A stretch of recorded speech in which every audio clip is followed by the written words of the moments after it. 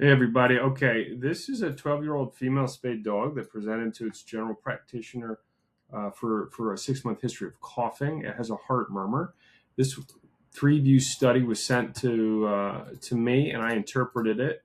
There's some things we won't go into all of the things that we could discuss about this particular case, but I wanted to bring to your attention.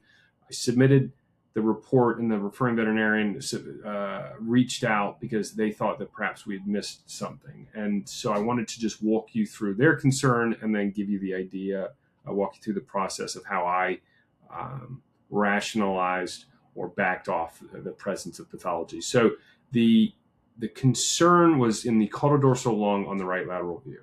There was a worry that the dog has cardiogenic pulmonary edema or some sort of infiltrate. And so what I will tell you is that the right lateral view is very expiratory. So this diaphragm pushes up over the heart. You contrast it with the left, where this area is kind of one of the areas that we can look for to determine aeration. Still expiratory, but we can see this called vena cava better because this lung is better aerated. Here we kind of lose it.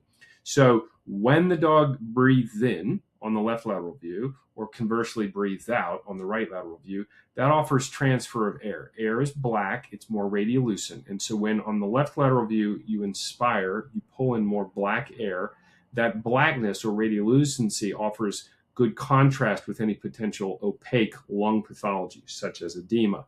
And so when you expire on the right lateral view, or you capture the dog with an expiratory phase, there's less gas. Less gas offers less contrast. Everything looks more opaque. So that's the first thing. The second thing, positioning's not great, should be over the heart. Dog's rotated. You see these little ribs that are rotated. So then what happens is you got the cava, which should sit sort of here. It kind of rotates up here. So this whole area looks more opaque relative to that. And then, of course, the proverbial money shot would be the VD, ideally DV view. But if this is a right lateral view, and the clinician is worried about this lung, that would be most likely the left caudal lung lobe.